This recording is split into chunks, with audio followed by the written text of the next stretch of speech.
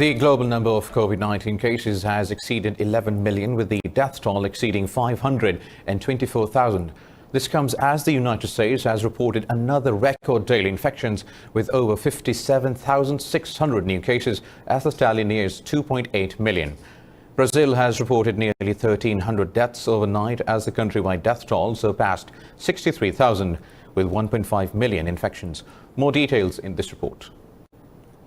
Many hard-hit countries are easing lockdowns put in place to slow the spread of the coronavirus. But the U.S. is experiencing a resurgence in infections, forcing authorities to partially reinstate lockdowns. Alabama, North Carolina, South Carolina, Tennessee, and Alaska have reported record increases in COVID-19 cases. Meanwhile, Mexico has reported 654 more deaths, raising the country's total to nearly 30,000. Cuba has stirred to life after more than 3 months of lockdown, but the president has advised people to remain cautious.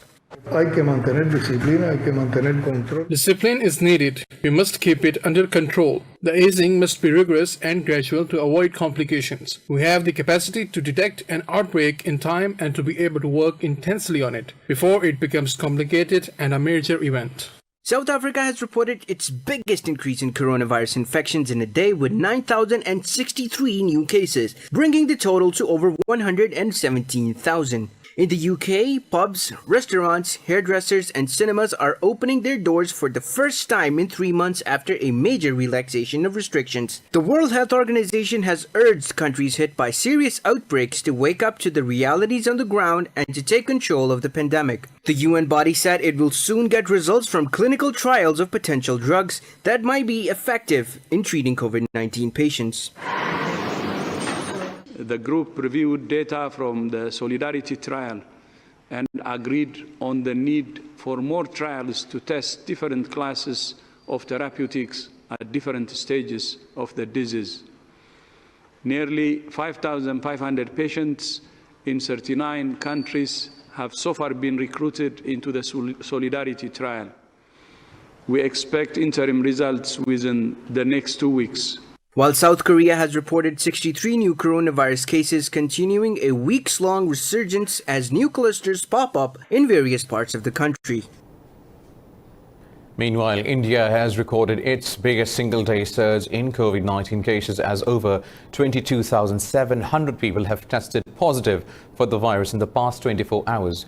India's tally of infections has now crossed 648,000, making it the fourth worst hit country after the US, Brazil and Russia. India's health ministry said 442 people died overnight from the virus, raising the toll to 18,655. The ministry said 394,000 patients have recovered from the disease so far. It said the state of Maharashtra continues to be the worst affected state, with over 192,000 coronavirus cases. In Pakistan, nearly 11,500 people recovered from the new virus in the past day, raising the tally to over 125,000. The health ministry said nearly 3,400 positive cases were reported overnight, bringing the total to over 225,000. The ministry said the countrywide death toll has surpassed 4,600, with 68 more fatalities in the past 24 hours. The ministry said more than 95,000 cases are active in the country. It said the province of Punjab reported the most new infections with more than 1,800 cases. The Sindh province reported nearly 1,500 infections, while the capital city of Islamabad registered 97 new cases. Now, Indian troops have martyred one more youth in occupied Kashmir. The occupation forces martyred the civilian during a cordon and search operation in the Array area of the Kulgam district.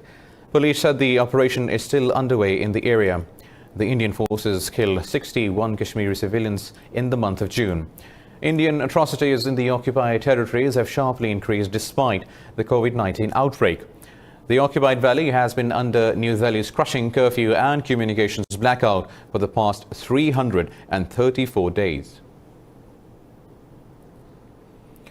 US envoy Zalmay Khalilzad says he expects that the Taliban and the Kabul administration will overcome final hurdles on the path to intra-Afghan negotiations. In a series of tweets, Khalilzad said the Taliban recognize all Afghans will have to make compromises to draw investments in Afghanistan's future. Khalilzad said there is a possibility of co-investing in the Afghan projects to consolidate peace and unlock regional prosperity. He said the potential to amplify investment impact in Afghanistan with the like-minded partners is real. The envoy said the US and Taliban agreed that developing plans in support of peace can never start too early. Khalilzad has completed his tour of the region where he met top officials of Qatar, Pakistan and 5 Central Asian countries. Moving on, North Korea has ruled out dialogue with the United States ahead of an American envoy's visit to South Korea. Pyongyang's Vice Foreign Minister Choi Son-hui accused Washington of using the talks as a political tool, saying North Korea will not change its policy. In a statement, Choi said the negotiations will not work out between Washington and Pyongyang. Meanwhile, U.S. Deputy Secretary of State Stephen Bacon has set to visit South Korea next week to discuss stalled talks with North Korea. Earlier, South Korea urged U.S. President Donald Trump and North Korea Supreme Leader Kim Jong-un to meet before the U.S. elections in November.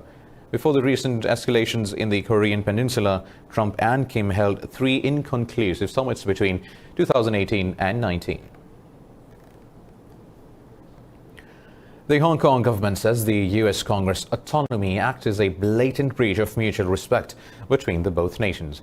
In a statement, the government said the U.S. legislature should immediately stop interfering in Hong Kong's affairs.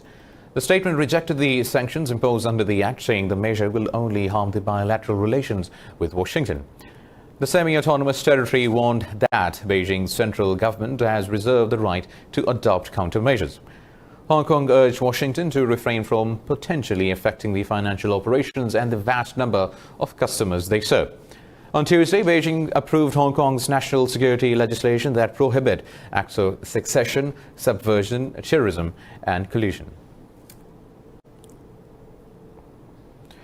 The United States has sent 2 aircraft carriers in the disputed South China Sea amid the ongoing Chinese military exercises in the controversial waters. In a statement, the U.S. Navy said USS Nimitz and USS Ronald Reagan were carrying out operations to support a free and open Indo-Pacific. Now, this comes after Beijing announced 5 days of drills last week starting from July 1st near the Paracel Islands, which are claimed by both Vietnam and China. Yesterday, Beijing and Washington accused each other of stoking tensions in the strategic waterway amid strained bilateral relations. Meanwhile, U.S. Secretary of State Mike Pompeo voiced support for the Philippines and Vietnam over highly provocative drills. Pompeo said Washington opposed Beijing's unlawful claims on the oil and gas-rich waters. Beijing claims 90% of the energy-rich waters, but Brunei, Malaysia, the Philippines, Taiwan and Vietnam also lay partial claims. Now, Nigeria says it has killed scores of Boko Haram militants in multiple airstrikes in Sambisa forest in northeastern state of Borno. In a statement, the military said the troops also destroyed the militants' meeting venue at Menyakare on the fringes of Sambisa forest. The statement said the operation was executed following a series of intelligence. It said the latest mission is the continuation of the air interdiction missions being conducted to unhinge the leadership of the terror group. The Sambisa forest is the largest training camp of the Boko Haram group in Nigeria. Since 2009, Boko Haram has been attacking northeastern Nigeria, extending its attacks to countries in the Lake Chad basin. Over to Mali, where 7 government soldiers have been killed in an ambush in the central Mopti region. In a statement, the Defense Ministry spokesman said the attack on an army patrol took place on the outskirts of Guari village. The official said that another 2 soldiers were wounded and 3 missing. On Wednesday, suspected militants had raided the villages of Guari, Jindo and Fangaduogo. The UN envoy in Mali, Mohamed Saleh Anadif, condemned the attacks. He said the attacks were aggravating the security and humanitarian crisis. In Mexico, the military has killed 12 alleged drug cartel members in the violence-stricken border city of Nuevo Laredo. Tamaulipas state security officials said gunmen wearing military-style uniforms attacked soldiers in a neighborhood near the airport. Officials said soldiers recovered 10 semi-automatic and sniper rifles from the scene. Officials found another body later in the day in relation to the early morning confrontation with the alleged members of the cartel. The military has not said whether any of its soldiers were injured or killed in the clash. Homicides in Mexico hit a new record last year and continue to trend higher in this year as well. In the United States, dozens of protesters gathered near the Israel embassy to denounce Prime Minister Benjamin Netanyahu's plans to annex parts of the occupied West Bank. Several speakers at the rally called for solidarity between Palestinian activists and other social justice campaigns in the United States. The protesters said the U.S. politicians who claim to stand for racial justice at home must seek accountability for Israeli oppression. They also called on the U.S. politicians to end military aid to Israel, not just denounce annexation with words. Protesters said activists need to continue this fight for human dignity and human equality worldwide. Iran says it will retaliate against any country that conducts cyber attacks on its nuclear sites. The remarks come after a fire incident at the country's Natanz plant, which some local officials believe could have been caused by cyber sabotage. In an interview, the head of civilian defense, Ghulam Raza Jalali, said the cause of the incident at the nuclear site had been determined, but he said due to security considerations, it would be announced at a convenient time later. Jalali said responding to cyber attacks is part of the country's defense might. Earlier, two Iranian officials said Israel could have been behind the cyber attack on the Natanz nuclear site. The Natanz uranium enrichment site is one of several Iranian facilities monitored by the inspectors of the IAEA.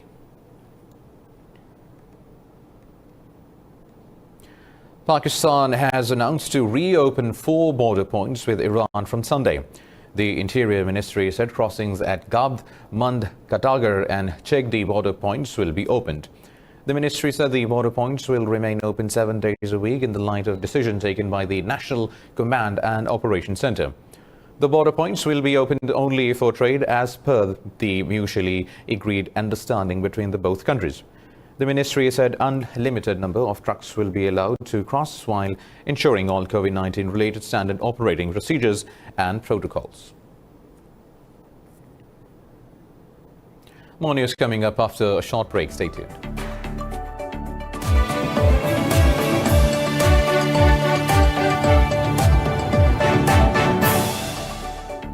Welcome back. Now, Turkey says it has killed 3 militants of the Kurdistan Workers' Party during Operation Claw Tiger in northern Iraq. The National Defense Ministry said weapons, explosives and ammunition were seized in the operation by Turkish security forces. The ministry said Turkey will continue to destroy weapon caches and shelters used by the terrorists. It said over 400 Kurdish militants have been killed in northern Iraq over the past 5 months. State media said PKK militants often use northern Iraq to plan cross-border terrorist attacks in Turkey. Turkey holds the PKK responsible for the death of some 40,000 people in a 30-year terror campaign. Turkish Defense Minister Hulusi Akar has visited Libya to boost cooperation between the two countries.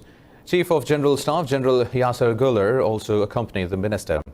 The two Turkish officials visited the Defense Security Cooperation and Training Assistance Advisory Command. Earlier, President Tayyip Erdogan said Turkey will continue to hold determined talks with the UN-backed government of Libya. Meanwhile, Russia has decided to reopen its embassy in Libya with its head temporarily based in neighboring Tunisia. Speaking at a meeting with the Speaker of Libya's Eastern Parliament, Foreign Minister Sergei Lavrov called for a cessation of hostilities in Libya. He said Moscow's embassy in Libya will be headed by Charge d'Affaires Jamshid Boltaev. Russian President Vladimir Putin has signed a decree to implement the constitutional reform package. This comes after 78% of votes casted in favor of the constitutional amendments in this week's referendum. The Kremlin said the amendments have become effective from today. Earlier, Russia's Central Election Commission certified the results of the referendum held between June 25th and July 1st on 206 constitutional amendments. The reforms have paved way for Putin to stay in power until 2036 as he won the right to run for presidential office for 2 more terms. In the United States, an 8-year-old minor has been killed while 3 others were wounded in a shooting at an Alabama shopping mall. In a press release, police said a girl and 2 adults were also hospitalized after the shooting at the River Chase Galleria. They said an investigation is underway to identify probable suspects and find the motive for the shooting. Police asked anyone who witnessed the shooting to call authorities to assist the inquiry. U.S. President Donald Trump has lashed out at the recent racial equality demonstrations at the July 4th rally at Mount Rushmore in South Dakota. President Trump said the angry mobs were running a merciless campaign to wipe out American history. Trump said the protesters who tore down statues of Confederate leaders were defaming American heroes and indoctrinating young children. He said his administration will not abolish the police or the Second Amendment, saying the left wing was trying to overthrow the American Revolution. Trump said the radical view of American history was getting rid of perspective and disfiguring American history beyond recognition. Ethiopia's Prime Minister Abiy Ahmed says the killing of an activist and subsequent violence represents coordinated attempts to destabilize the country. Abiy's remarks come after violent protests over the killing of singer Hakalu Hundessa left nearly 100 dead this week. Speaking at a meeting with state officials, Abiy promised to hold to account those directly involved as well as those that are pulling the strings. Hundessa, a member of the Oromo ethnic group, was shot dead in the capital Addis Ababa on Monday. Protests immediately broke out in the city and the surrounding Oromia region. On Thursday, officials said 97 people have been killed by security forces in inter-ethnic clashes. Meanwhile, 2 suicides in Lebanon have sparked a new wave of criticism of the government's mishandling of the economic crisis. Dozens of people laid flowers on a main Beirut street where a man killed himself. A local official said an elderly man shot himself in the head in the capital's busy Hamra district. A relative of the man blamed the country's rulers for the hardship that led to his death. In a second suicide, a van driver apparently hung himself near the southern city of Sidon. A Hamra resident said the people are hungry and miserable as the government took away their dreams and money. Soaring prices and job losses have fueled despair, and some aid groups have warned the risk of mass hunger. The Australian convicted of the 2019 Christchurch mosque shootings will be sentenced during a hearing on August 24. Renton Tarrant pleaded guilty to 51 charges of murder, 40 charges of attempted murder and 1 charge of committing a terrorist act. High Court Justice Cameron Mander said the hearing is estimated to last 3 days, but it will take long if it is necessary. He said arrangements will be made to allow the relatives of the victims to view the sentencing remotely. Mander said the trauma to victims from having to cope with the justice process is a particular concern for the court. Tarrant has been in police custody since last year when he was arrested and accused of using semi-automatic weapons to target Muslims. In France, a court has launched an inquiry into the government's handling of the coronavirus response. This comes only hours after Prime Minister Edouard Philippe resigned amid a cabinet reshuffle. The government has faced criticism over shortages of medical equipment during the pandemic. The investigation also focuses on former Health Minister Agnès Buzyn. Senior prosecutor Francois Molins said the inquiry will be led by the Law Court of the Republic, which deals with claims of ministerial misconduct. France has reported nearly 30,000 deaths from COVID-19 and over 202,000 confirmed cases. Now, over 76,000 people have been ordered to evacuate as record heavy rain triggered floods and landslides in western Japan. The Met Agency issued the highest level 5 flood alert for the first time in the western prefectures of Kumamoto and Kagoshima. Rescuers said 2 people were pulled out of a mudslide in Tsunagi town. Elsewhere, rescue officials said 13 people are missing in the unprecedented rains in Kyushu Island. Weather authorities said Amakusu Island off the west coast of Kyushu logged a record 98 millimeters of rain per hour. In the city of Hitoyoshi, local authorities said they were unable to immediately respond to over 100 requests for rescue.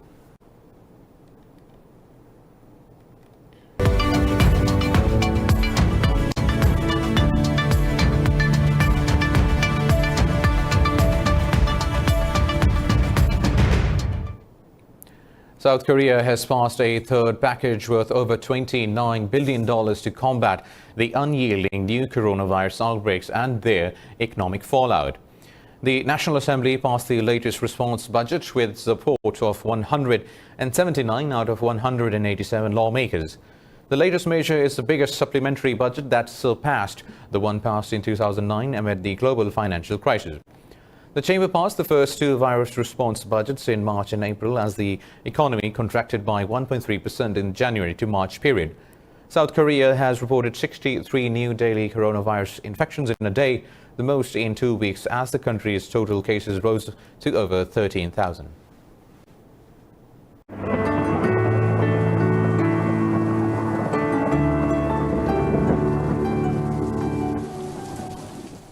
Now let's have a look at how the weather is around the globe.